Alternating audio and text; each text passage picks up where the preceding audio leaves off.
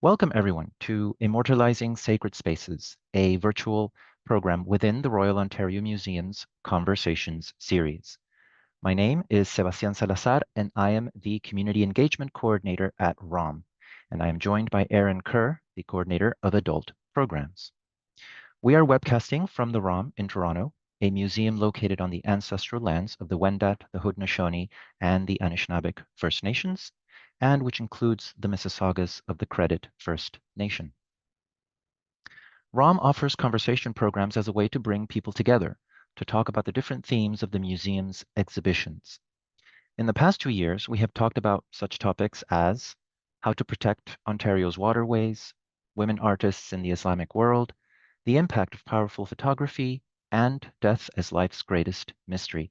And we have done it in different formats, such as conversation cafes, art therapy workshops, speed friending rounds, and we even have a living library about stories of immigration coming this summer.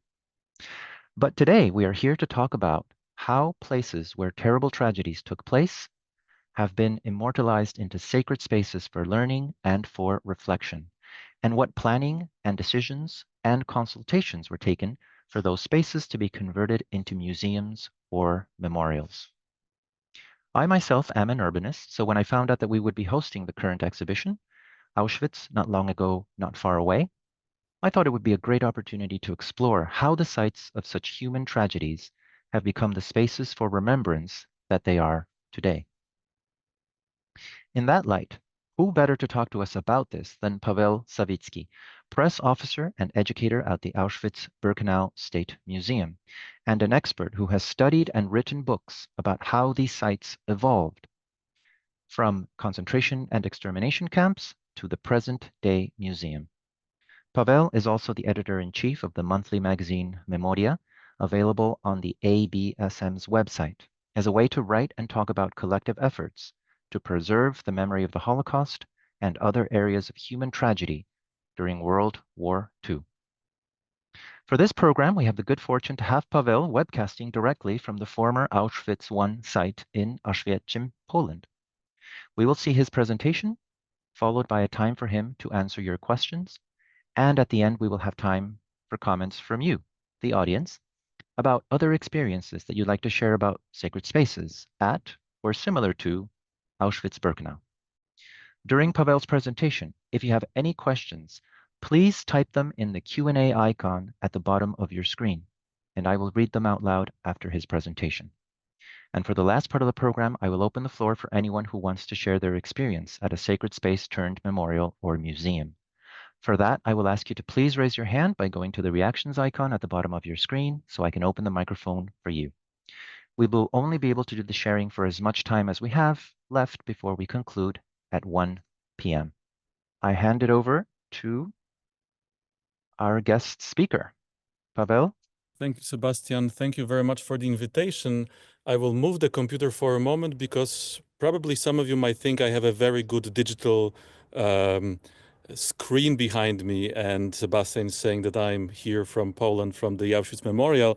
So what I can do now, we are at the Auschwitz Memorial site. It's really a pleasure that such an early hour conversation. So here we are at the site. You can see the buildings and the architecture of the former camp. And I'm going to dedicate the presentation to explaining different challenges that come together with this architecture, also with the landscape around the memorial. And right now I'll share the screen so that you could see the presentation. The memorial was established in 1947 to commemorate the victims of Auschwitz. 1.3 million people were deported here. 85% of them were Jewish, and most of the Jews, like those Hungarian Jews on the platform at Birkenau, were murdered immediately in gas chambers. Some of them became prisoners of the camp, but among other groups of victims, we also have Poles, Roma and Sinti, Soviet prisoners of war, and many other groups, sometimes very small, like a very small number of Jehovah's Witnesses, around 400 of them at Auschwitz, or a tiny group of gay men, mainly from Germany, around 130 men. But we are talking about a site of many memories, but we talk about the site where the history happened. And the memorial is the place today, the authentic space that we try to preserve. And next to commemorating the victim and educating people about their story, preservation of the architecture that is creating the site of the memorial today is our very important mission. And let me start from a little words about establishing the architecture of Auschwitz. My goal is not to give you the history of the camp. You can use our online materials, you can visit the exhibition at Rome, but I'll try to look at it more from the architectural perspective and urbanistic perspective. So when Germany attacked Poland on September 1st, 1939, and the occupation began, they started attacking Polish resistance intellectuals, leadership, and they were arresting a huge number of people in the occupied Poland. And because they jammed the prisons, they decided to create a new concentration camp to solve this. And what you can see here is a photograph from before the war. You can see Polish soldiers among the buildings. And these are army barracks located in the suburbs of a little town of Oświęcim in southern Poland. The history of this complex is longer. It reaches to Austro-Hungarian partition of Poland, but for our conversation today, I think it's important to know that we have army barracks that the Germans take over and decided to create here a new concentration camp. And of course, the camp receives the German name of the town, which was Auschwitz. And here you can see architects planning the camp. And here you can see one of the first camp plans. And here, this rectangular on the left-hand side is basically the place that we're talking about when we talk about Auschwitz I. The camp planned for 30,000 people. The architects create space for the prisoners. Here you can see, for example, the plan of the floor in block number 18, which is nearby from where I'm staying. You can see rooms for prisoners, toilets, 700 people on 2 floors at least, 22 toilets for them. Dehumanization is, of course, the key aspect of this. And here you can see the design of barbed wire fences. And you can see when you look at my face and the background behind me, you can see precisely those posts over there. Part of them in the ground, you can see the rebars, you can see how the architects design this space of oppression. And this is Auschwitz I. During the war, this is the site of the memorial today. You can see those buildings. But Auschwitz became a complex of camps, not only one camp. And first of all, in spring of 1941, there's a huge urban and landscape change in this territory. The SS decided that a huge area around the camp will become something called Interessengebiet, the zone of interest, and they'll use it for farming, but to do it, they had to eliminate local population, so expel local population from the 40 square kilometers area, and they create this isolated zone of the camp, and you can see parts of this in this plan that the SS made. And the houses of local farmers were mainly destroyed, and part of the building material was used to build new barracks for this new camp that Auschwitz administration planned to do. Auschwitz II, or Birkenau. And you can see one of the plans of Birkenau here, where you can see 4 main sectors. This is a concentration camp for approximately 200,000 people. You can see the planned rail line, and you can see also the shape at the top, the shape of the 2 crematoria and gas chambers. So part of this material from destroyed village was used to build the concentration camp. And of course, the architects planned things. You can see the iconic gate of Birkenau that probably many of you have in mind when we talk about the story of Auschwitz. One thing which is interesting is that the original gate was planned with only 1 wing. And today we look at this structure as a symmetrical building, but the original plan that it will be a space for the guards and the generator or the transformator for the electricity that would go into the barbed wire. The architects design gas chambers and the crematoria. Educated people who believe in the ideology decided that such tools of murder will be used to others, mainly Jews, because of course we talk about genocide of the Jewish people, but in the complicated story of Auschwitz, gas chambers were tools to murder also other groups of victims. And here, again, you can see the comparison between the oldest part of Birkenau and the brick barracks and the space today which is the memorial. But this is not all. In early 1941, a huge chemical factory in Germany, IG Farben, decided to start building a new factory of synthetic rubber 6 kilometers from here. And to do labor, they also used prisoners of Auschwitz. At first, they walked from here. Later, they used the train. But in 1942, IG Farben actually established a camp for the prisoners of Auschwitz, and it is known as Auschwitz III, Monowitz. And here you can see the winter aerial photograph from late 1944 or early 1945, the Auschwitz III camp. So we have three main camps, but also the camp used the system of sub-camps.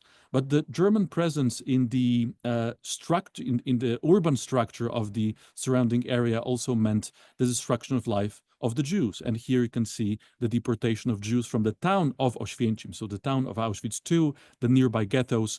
And later those people actually returned to their hometown, but they were murdered.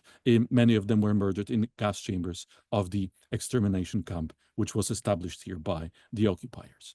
And also the German planners thought about the town of Oświęcim as a future model town of colonization in the East. And here you can see some of the plans, plans for different complexes, neighborhoods for people who will live here in the future. They designed Market Square, they designed court, they designed many other parts of this public architecture, and some of these plans were already implemented. And in the town structure today, you can find spaces that were developed by the Nazis during the German occupation of the town. So we have this very interesting blend of architecture when you come to the town of Oświęcim. And they were planning big things like the town, but also DSS designed, for example, a chair for Himmler office, because they planned the new commandant's office of Auschwitz, and they also left a space for the office of Reichsführer SS, the head of the SS. So here you can see the little design of the chair. And when you look at this aerial photograph, taken probably around May of 1944, you can see this complexity that was a huge development then, but it is now a challenge for us. On the left-hand side of the screen, you can see the camp of Birkenau. Then there's a rail line visible.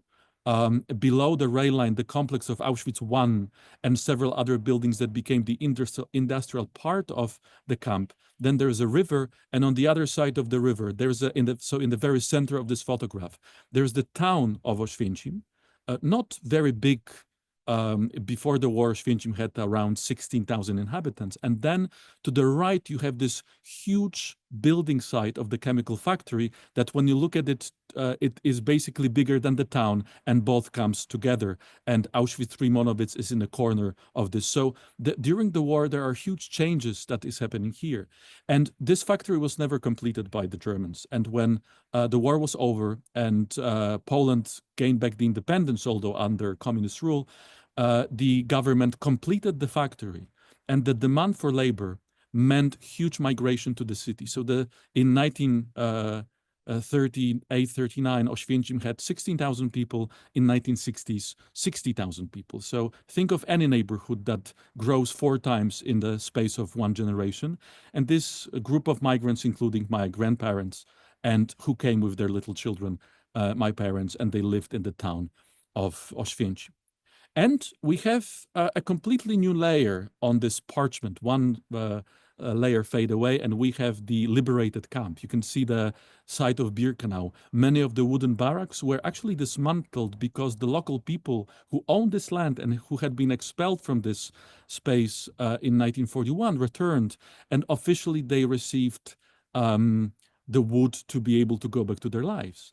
And something that is important for this community of the village, of the town here, is that life is binded together with remembrance, because at some point the memorial was established. In June, July 1947, thanks to survivors, and the survivors were the driving force behind creating the museum, we have the Auschwitz-Birkenau State Museum that has been working for over 7 decades. And here's one of the survivors guiding a group of visitors. You can see a very old entrance to the space of the museum.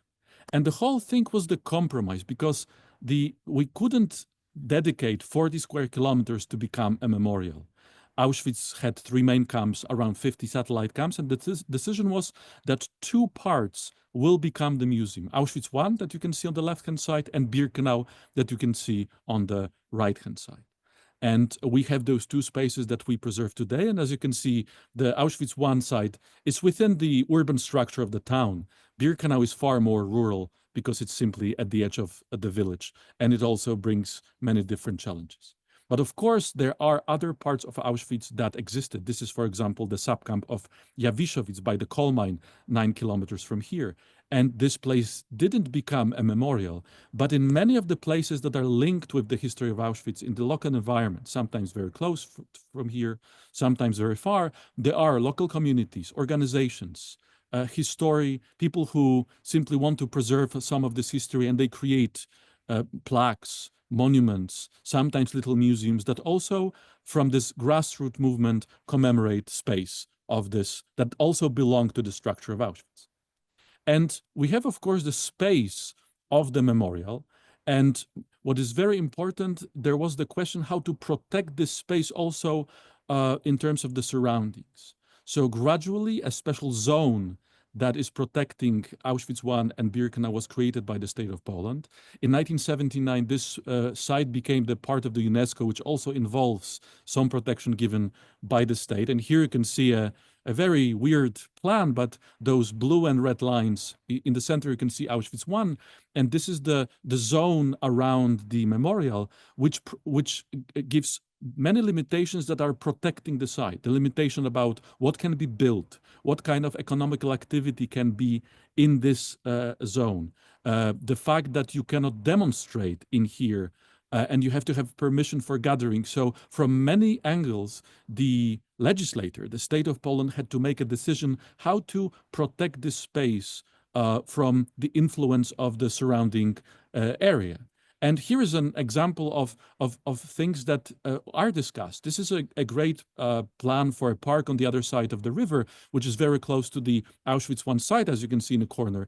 And this is a great architecture, the spiral bridge. But the problem was that if it was built in that particular location, the axis of the Arbeit macht frei gate in Auschwitz I would be closed, so that the landscape would be closed by the very tall bridge. And we didn't want to let it happen because we also preserve some sort of the landscape of the former camp, and we don't want to have higher structures around. Here is the exhibition that was built at the site of the memorial outside of the Auschwitz I former camp, very close to the Arbeit macht frei gate. It was an exhibition about religion in the camp. It was designed by Daniel Libeskind. And the first design that Mr. Libeskind offered was a much bigger presentation, much higher. He built kind of a shrine, which it makes sense when you talk about religion. But the museum said no, because this was too high and it would overshadow the authentic space. And Daniel Libeskind decided to really limit the idea. And here you can see how it looked like. And he actually said that it was the smallest design he ever made. But it is very important that everything here should be in balance. Even because, of course, the memorial is visited by thousands of people daily. Before the pandemics, 2.3 million people. And even when planning infrastructure, it must be taken into consideration how to allow people to get here. Here you can see the design of some express roads with several different possibilities, but also you can see Birkenau at the top, how to build those expressways so that not to disturb the landscape and also some of the sensitive places linked with Auschwitz.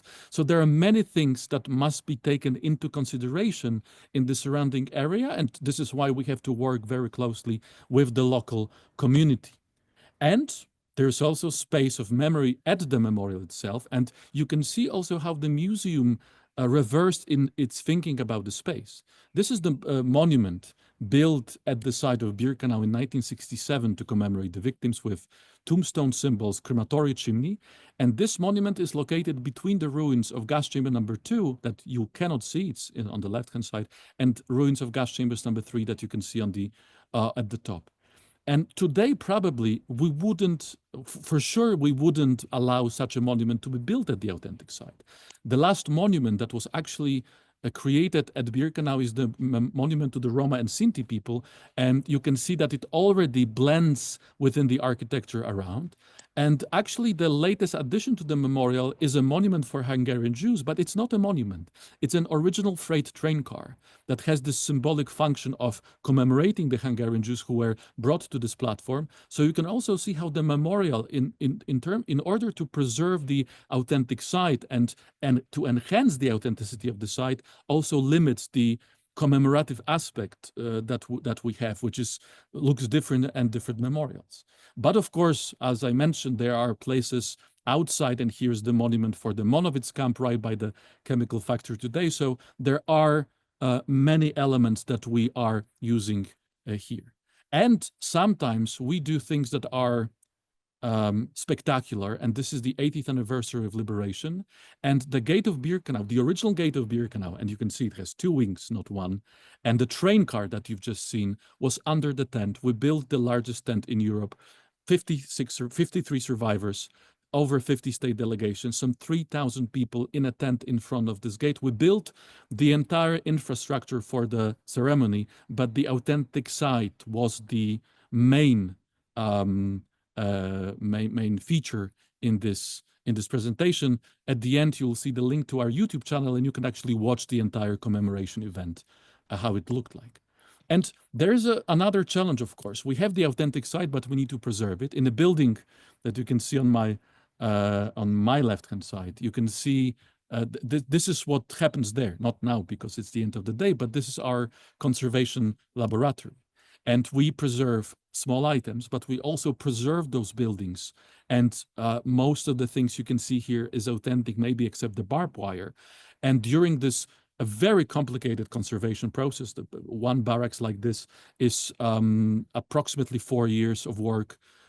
We also find things that belong to people, and later it goes through conservation. So this is an ongoing effort to keep this place authentic for as long as is possible. These are the ruins of the crematoria. You can see the special installations that we have to build in order to keep them existing. Here, the conservation of the huge kitchen building at the Birkenau site, where the conservators built a tent because at some point we had to remove the roof. And right here, we already can bring visitors inside those authentic places. So for us, the work of the guides, the work of the museum is mainly explaining the architecture, try to fill this empty space with the stories of people who are here. This is something very important because we have the authentic site that we can use. And finally, we of course continue to develop. Authenticity is important, but there is infrastructure that we also need to create as an institution to work. And here you can see Auschwitz I again. I'm basically very close to this building with chimneys on the left-hand side. This is where I'm standing. You can actually see the watchtower by this building that you can see, as I said, on my left-hand side. And this big building in the foreground existed here in 19th century. It was supposed to be the theater for the troops of the army base. It became the storage of the camp, but today we turn it into our educational center, thanks to the European Union funds. And the building is preserved in its original form outside, but of course inside you'll find modern infrastructure that we can use for education. Also, during the development plan, we renovated our cinema hall that is also in an original building, but we can use it for many different purposes. We have a space like this. And here's a photograph of the new entrance to the museum, because the old one was too close, was in the authentic building, but it was too close to the commemorative space, you can say. And we, several years ago, again, based on authenticity, we purchased the building of the camp butchery and dairy, and we built the infrastructure. So we saved the building, but we added hostel that you will see in the last slide. We have the parking because, as I said, we need to provide infrastructure for thousands of people every day that come here to visit the memorial. And there's also part of the architecture that is something new that is blended into the space of commemoration. So this is the walkthrough where visitors enter into this site of the former camp. So here is and this is actually the challenge that we have, to to be here and to be between the two worlds, the world of sacrum and the world of profanum, the world of life today and the world of history. And we somehow try to find a compromise to connect those two things with our education, with our commemoration efforts, with the work we do here every single day. And you can see the new hostel, which is extremely important for us because this is for volunteers, for researchers, for educational programs. So we need to find the way to, on one hand, keep everything that is this core of history intact and preserved, but around it, with respect, with also working together with the local environment, we are expanding, we're developing, we're building the institution for the future. And of course, we talk about sacred spaces, and I planned to actually broadcast from a little bit different space, from the edge of the former camp, and you can see that watchtower over there. But because there is a road on the other side of the wall, it was too loud, so I moved here. And in this corner, and I'll end with this slide when we talk about sacred spaces, the tower that you can see in the back is on the other side of the compound, but actually the camera that filmed those liberated children, the survivors of Auschwitz, was standing at that corner that you can see behind me. And this is, when we come here, this is the importance. We are at the roads, in the buildings, at the space where the history happened. And this turns the Auschwitz Memorial into a very symbolic, very important, very powerful site of commemoration, but also site for education of the world. So that's in a very nutshell what I wanted to cover, different types of topics, different challenges that we have. And if there are any questions that you have, I'll try to answer if I know the answer. Thank you very much. Thank you very much, Pavel, for your extraordinary presentation. You already have some questions from our audience. Doreen asks, why have the protectors of the site allowed grass and trees to be planted and grown?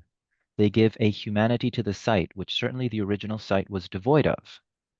And this is something that's very interesting question. And actually, trees, when you look at especially Auschwitz one side, is part of the landscape of the camp. The SS planted, again, there will be spaces of the camp which were mud, dust, frozen land, and survivors talk about this many times, mud mixed with blood or urine or diarrhea, feces, and so on, and the smell of the camp. But there were some spaces that the SS men, the administration of the camp, wanted to be neat. And so in Auschwitz I, for example, in this site, you can see poplar trees that were planted by the prisoners on the order of the SS. And we can see them in historical photographs. We can see them in some artworks of survivors. And so what we do is that we preserve this landscape. But there is a problem because the building is not growing. We try to preserve the building and keep it standing. The trees is a growing natural organism. And the challenge here with the poplars is that we need to cut them because they grew old and they can fall and they can damage a building or harm a visitor. And so we try to preserve the landscape, but with the preservation in mind. Part of Birkenau is natural forest. And something that is challenging in Birkenau is that this grass is coming because it's an open space.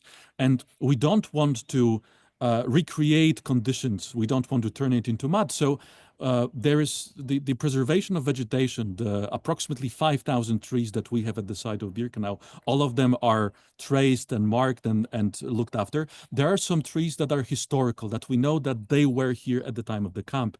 A huge birch tree by the Arbeitmacht Freigate. And we I'm not an expert on this, but you can imagine how much efforts are conservation. We have a special part of the conservation that deals only with vegetation, what kind of research they need to be able to say that.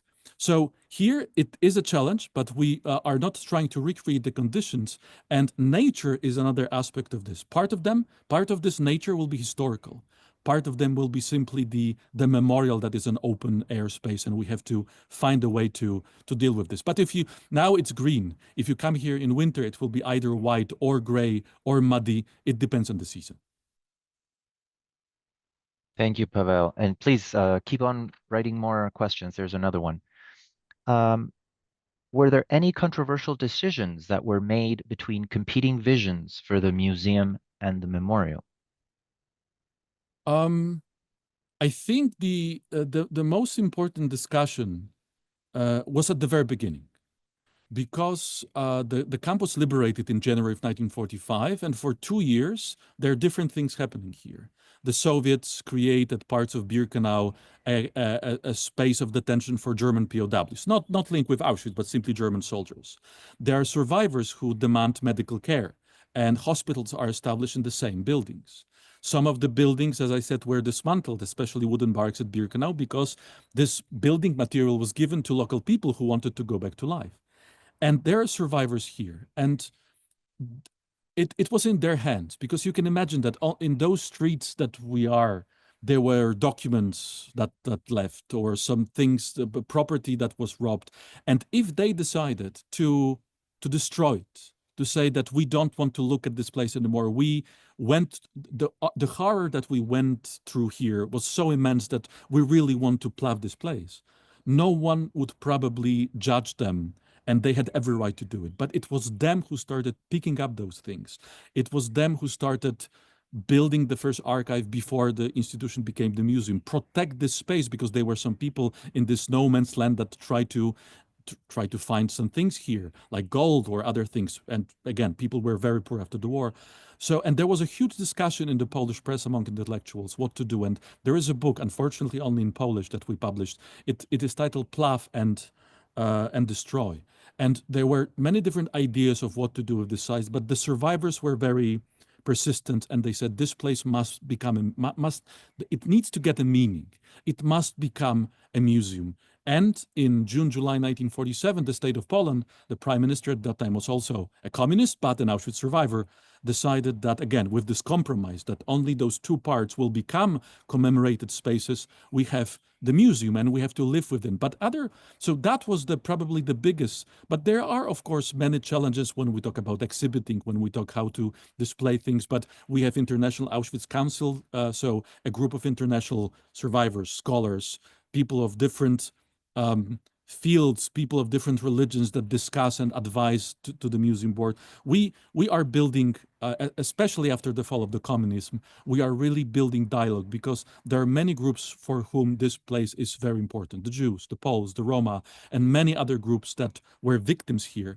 And we're trying to create a platform in which all those memories will be located, and to protect this place from, not only from elements, but as I said, the space organized by the government allows us not to let in manifestations, demonstrations, not allow building things around. So it's a work in progress and discussion, but I think the main controversy was whether to start the memorial or not. And the survivors were, let's build the memorial. Thank you, Pavel. The questions keep on coming, so this is great.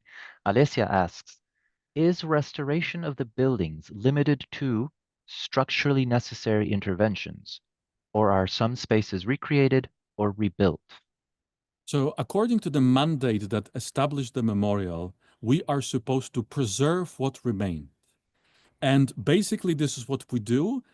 There were some exceptions from this at the very early stage, and this is where the survivors decided to do something. For example, the Germans destroyed the execution wall in 1943, 1944, and the survivors decided that this place is so important that they built a replica.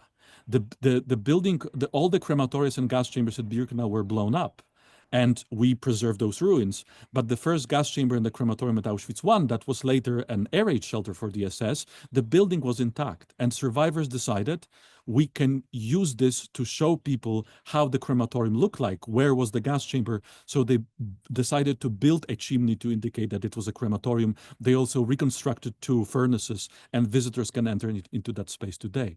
But basically, so there will be some again, conservation also changes. In 1960s, 1970s, there was no technological thinking how, for example, to preserve the roofs of some of the brick buildings in Birkenau. So the roofs were changed. But today, our philosophy of conservation is to, as much as we can, to preserve what is left until really it would damage the object itself. Then we can do replacements.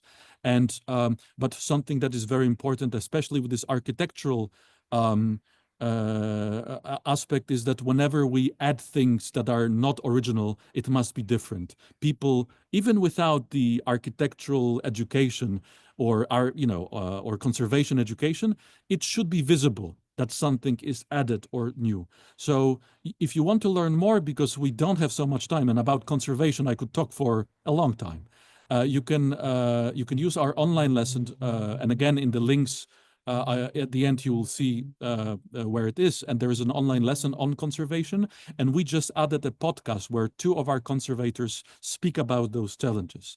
So it would be much cheaper, when you look at those buildings that I showed, it would be much cheaper to destroy the entire, to dismantle the entire brick barracks and build a new one. But we, thanks to the Auschwitz-Birkenau Foundation, there's an endowment fund supported by 40 states of the world and many individuals, also Canadians, and also the state of Canada, is helping us to preserve this place, because we feel that without this authenticity, we would lose a lot. Teaching about Auschwitz can be everywhere. I can come, I mean, now I'm connecting with you at Rome online, but I could come to Toronto. I was in Toronto for the opening of the exhibition. It's a great museum, by the way, and I'm still remembering. But this is what we can do outside. But it's the coming here that is part of the emotional journey through this place, and this is something that we try to preserve. Thank you, Pavel.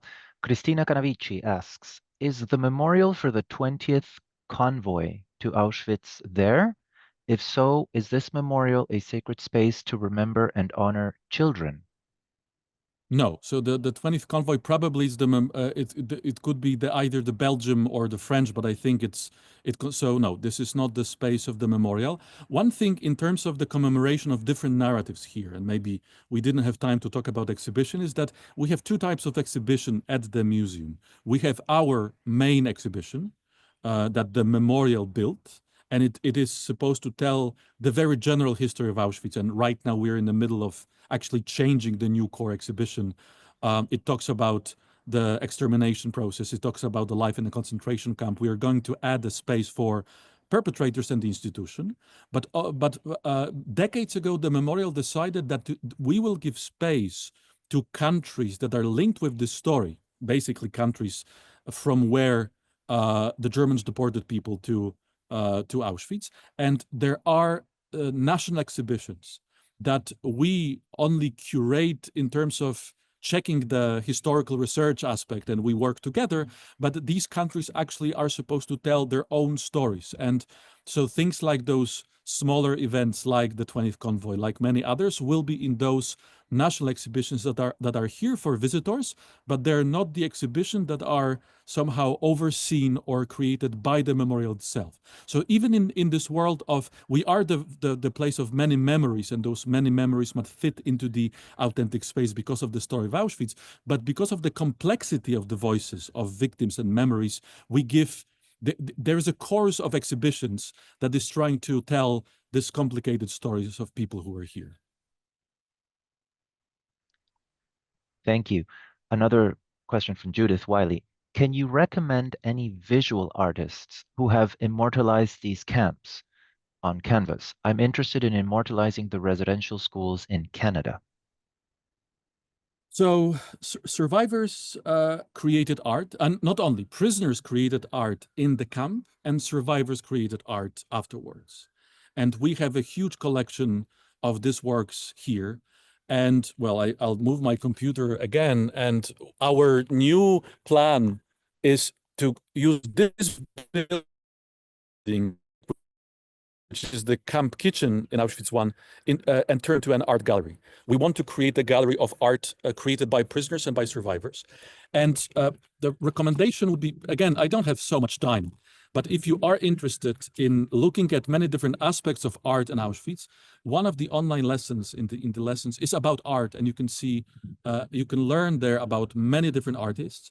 I think one artist that is probably very emotional, very moving, is David Oller. And you can actually see the original painting of David Oller in the Auschwitz Not Long Ago, Not Far Away exhibition. He was a Polish-French Jew, an artist also, who was deported here from occupied France, and he became the member of the Sonderkommando. He worked in the crematoriums and gas chambers. And he survived, and his testimony is through art. And his drawings that shows the buildings of the gas chambers and the crematoria that you can find in the gallery about architecture of the gas chambers, or this a very symbolic painting, one of very few original artworks that we decided to loan to this exhibition. You can see that in Toronto, but there's also, you can find a catalog of of his art that we also created in our online bookstore. And another artist that I think is very um, powerful is Marian Kołodziej, who was a Polish survivor from the first transport of Polish political prisoners. He survived, he didn't want to talk about Auschwitz at all. He became a very famous sonographer in Poland. And when he grew older, he suffered from a stroke and he was paralyzed. And his doctor told him, in order to start functioning, you have to start doing very little things like movement with your hands. And he decided maybe this is the time where I should tell what I went through art. And he starts with the movement of his hand, the pencil, he starts creating enormous drawings. And if you search for his art, if you Google his name, and I can maybe put in the chat the name of the artist so that you can, that's Marian Kołodziej, because there is a gallery of his works several kilometers from here, but they also have a kind of an online presentation, and you can walk through. I also created an album of this. I photographed these works, and actually it was approved by Marian Kołodziej, who was still alive, the way I look at his artworks. So for the sake of this very short time, I would name those two artists, David Oler and Marian Kołodziej. But there are many more, so please see the online lesson. There's also a podcast about art in Auschwitz, so you can find a lot of resources in our materials. Thank you, Pavel. So we have two more questions, and then we'll go to the sharing. There's a third one that we might do in the sharing if you still have time. Samantha Inwood asks, with so many visitors, how do you manage the tone that can come with larger crowds? I'm thinking about the memorial created in Berlin, done in such a way that you cannot walk side by side, but single file.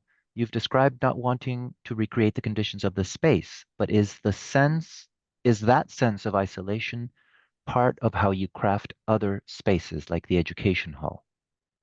So this is again another challenge, and we try to find ways, because we are not out of rubber as a space, and there are security issues, conservation issues, fire protection, many other things. But one of the most difficult decisions of the museum is to go out to the visitor center and put out a sign, "We're full. You will not enter today." And sometimes we have to do it. And my utopian part of mine really believes that every human being should be here. But the rational part says it will never be possible. It's too far. But also we cannot have too many visitors. And so we try to find ways to do it to kind of manage this logistics of visitors. And I think one of the most important things that we try to offer people guided tours, and 90% of visitors here are guided. We guide them in 20 languages.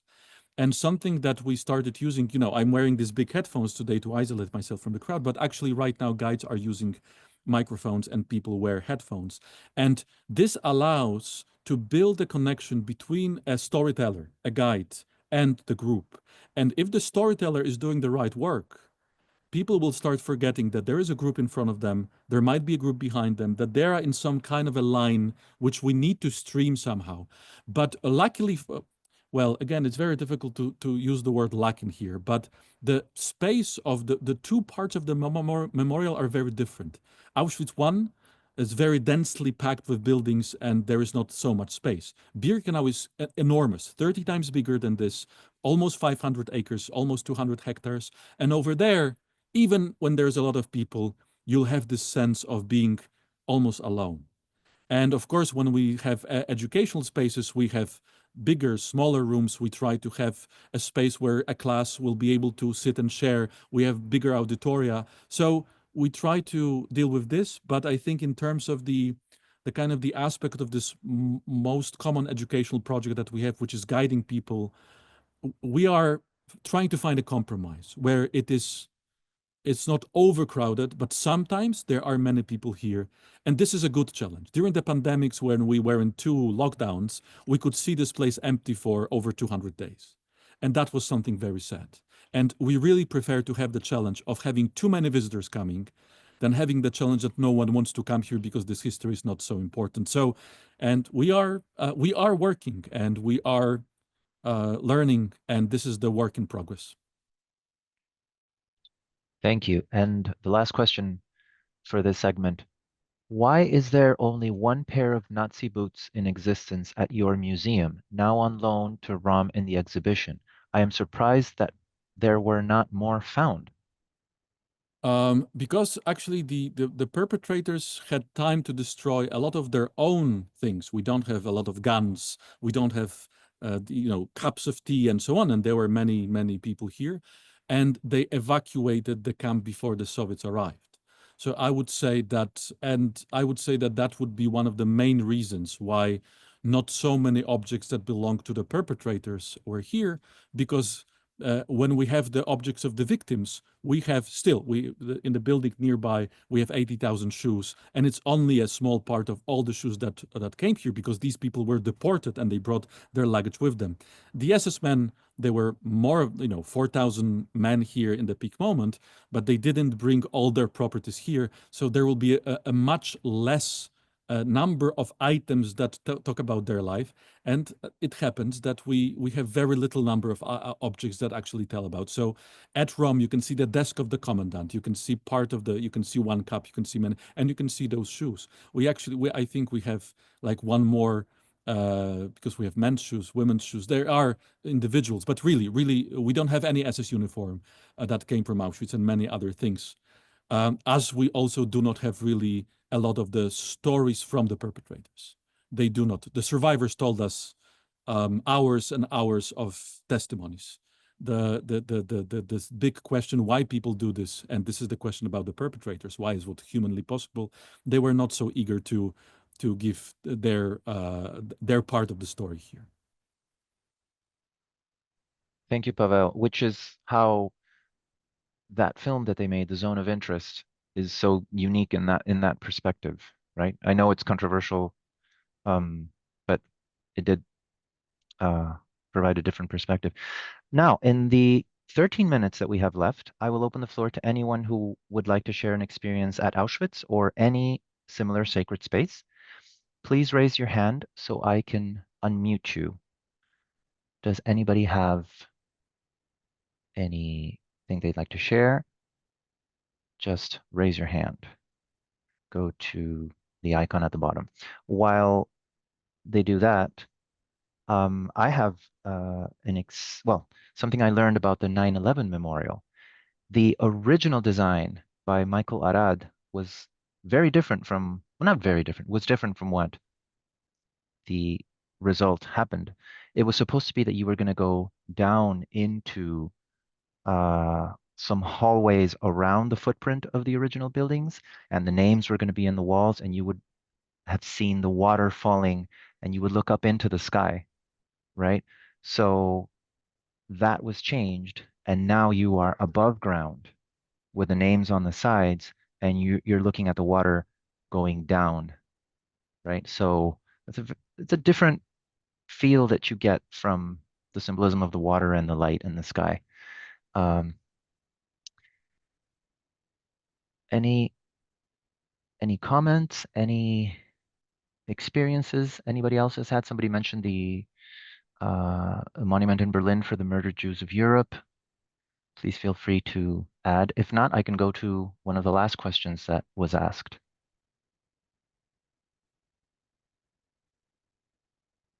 Okay, so we'll go to the last question, Pavel. How, so you mentioned that communities were consulted, Jewish communities were consulted both locally, regionally, and internationally as well. So what were some of the examples of how that input, how that feedback made it into specific design components of the museum or memorial? In terms of the space itself, that's challenging because the site is here and we're not adding, but maybe I'm kind of thinking maybe two stories here. One story is linked with how we talk about the story as guides, as narrators. And of course, because we have the site and we have the barracks, and the same is when you come to Birkenau, you can see the entrance gate, you can see the rail line, but you can see brick barracks, wooden barracks on both sides. It is very natural, and the way we want to tell the story is chronological. So a long time ago, the curriculum of the guide started from talk when you entered Birkenau. So after visiting Auschwitz I, visitors go to Birkenau, and the guide start talking about the development of the concentration camp of Birkenau, talk about the barracks life, and then again, it was long time ago, we started talking about selection and the rail line and then the gas chambers and extermination. However, it was raised in the discussion with our partners from Yad Vashem and also the Jewish people in the International Auschwitz Council that there is a symbolical issue here. And because most of the Jews, and in this case we talk about the Jewish victims, most of the Jews who were deported to Auschwitz never became prisoners of the camp. Most of the Jewish people, and we have 1.1 million Jews who were deported here, but approximately 900,000 of them never became prisoners, never entered into those barracks. They went through the selection process, the image that I showed at the very beginning of the presentation, and they disappeared. And there was a question, maybe we can do something to include this, to show this, to express this in the way we talk. And we actually very consciously decided to change the guide's narrative at Birkenau. That, of course, we start from a little information about how the camp came into being, but then we talk about the selection, the development of the extermination. We get to the ruins of gas chambers at the end of the platform, and only on the return, on the way back, we enter into the concentration camp story. And it was a very conscious decision that came from discussions here, how to honor, how to be when we talk about those different memories, and how to express this, and also how the memorial conveys the story. So that would be one example. And I think a very interesting example is also the train car that is standing at the platform. But I think Christina wants to share something, so I'll stop here. Go ahead, Christina. Okay, great. I just remember one example of there's this one that's called the Stone. It's located in Moscow, and it's to commemorate and honor the victims of Soviet oppression. And I think that's another good example of a memorial because I can't remember the name of that stone. I think it's Sovolsky. Pardon me if I don't pronounce it properly. But I remember going there and it was so powerful because it's located in the city of Moscow, and it just makes you stop and think about all those innocent people that were killed under Soviet oppression. Yes, thank you. Thank you, Christina, for that. Yes. And as I said, I also would like to bring the train car because there was also a discussion. We had an interest group, and they had a survivor donor who wanted to honor the Hungarian Jews. And then the memorial said, we don't want to build any more monuments because we would spoil the authenticity of the space. In a way, when you go to Mauthausen in Austria, the memorial of the concentration camp established there, you can see how many different monuments are built from the entrance area to the former concentration camp to the quarries. And this is very interesting, but also shows you when you allow a lot of commemoration, sometimes there is a very challenging issue to how much of this space you want to give to this. And we decided that we'll be very strict. And so we told them we don't want to have a monument. The deportation of Jews from Hungary, 420,000 people in 56 days in 1944, 75% of them murdered. It's a peak of extermination. It's a very important part of the story of this camp. But we said we don't want to have a monument. And then they went back to us and they said, what about the train car? And we said, yes, a train car is something that we can consider, but we do not want to have a train car. We want to have the train car. Find us a train car that is linked with this story. And they found the train car that is original from that time, that it is documented in the photograph that such train car was used in the deportation of Hungarian Jews, and the original train car was brought here in the family of Frank Lowy, who commemorated his father Hugo Lowy, and is there. So there are many debates that we have among our staff, and I could go through many different exhibitions that we're talking about, how to tell this story, but always trying to remember that we have many stories to tell at the same time, that this place is important for Jewish people because it's the symbol of the Holocaust, and you can learn a lot in the exhibition at Rome about it. But it is also a very important place for the Polish people, for whom the camp is established originally, and again, they're the second largest group of victims, for the Roma and Sinti, for the Soviet soldiers for whom Birkenau is planned. But there are also smaller groups like the gay men, but 130 in Auschwitz, Jehovah's Witnesses, and so on. And you can see how this thinking we have here at the memorial to become a platform where those memories will be treated equally and, of course, with the right balance, how it is expressed in the Auschwitz Not Long Ago, Not Far Away exhibition. That you will find these balances. You'll find also different groups of victims. And I would say that it expresses the way we want to honor all the victims here at the memorial in how we teach about this place outside of the memorial. And just to end, one project that we launched not long ago, actually, is the fact you can actually take an online guided tour live. We have a special platform, not similar to Zoom, and our guides walk through the site, and you can be in Toronto, you can be everywhere you are, and you can actually, again, connect with us because the authenticity of the site is helping us to tell the story. Thank you, Pavel. And then the last comment from Samantha Inwood. Samantha, go ahead. Hi, thank you. And thank you for this talk. It's obviously important and interesting to think about all the choices you've had to make. Yeah, I just wanted to share, I guess, I'd mentioned earlier, I've been to the memorial in Berlin, and I've been to Dachau as well. And there's absolutely a certain weight and gravity that you feel by walking through those spaces. And I know the one in Berlin, I don't think is on actual, authentic ground of anything specific, though obviously being in Berlin itself is of note.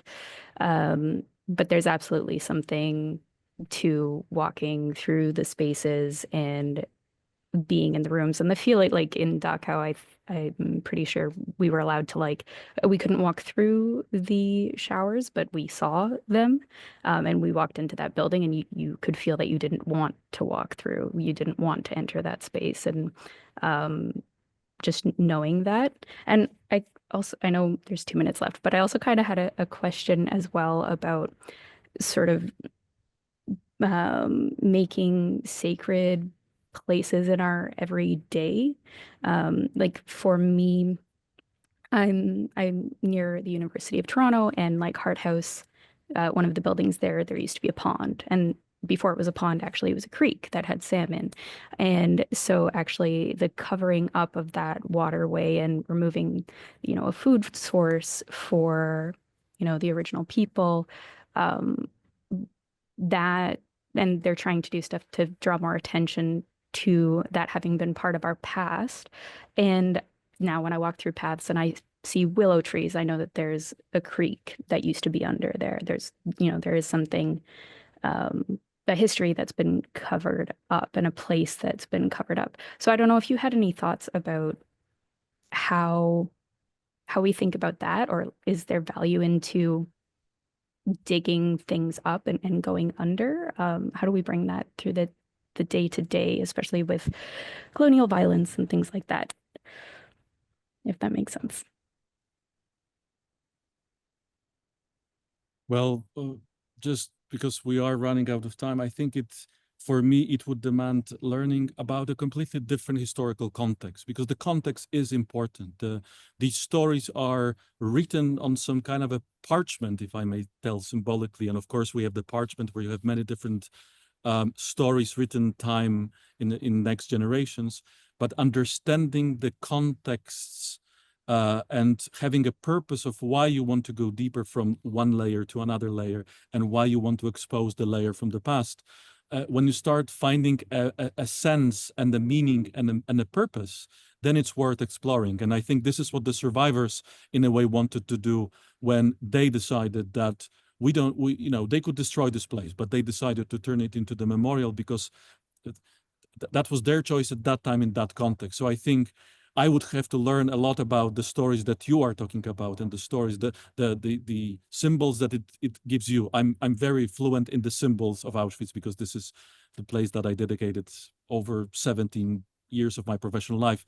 But there are so many different stories. You need to know them, you need to learn them, and then you can find these meanings. Thank you very much, Pavel. And with that, we conclude today's program, Immortalizing Sacred Spaces. I am including the links to resources that Pavel has sent us in the slide that you see now. If you want to take a screenshot, there are QR codes that will take you to the spaces on the web. The recording of this webinar will also be posted on our YouTube channel, so you can also hear it and see that final slide in that video as well. Don't forget that the exhibition Auschwitz Not Long Ago, Not Far Away is currently being featured at ROM until September, so please come to the museum to see it. And I'd like to thank Pavel again. And on behalf of our team here at Community Engagement and Lifelong Learning, I want to thank you for participating, and I wish you all a very pleasant afternoon. A lot of people are saying thank you, Pavel. Well, I can also say thank you. Thank you very much for this invitation. It's very interesting, people, but yeah. I'm very glad that the weather today allowed me to be outside because I think it added a lot to what I was talking about and just the thing that I'm here, I'm standing here at the site where the history happened, and today's technology allows us to meet you Yes. in Canada and here we in Poland. So thank you very, very Yes. much.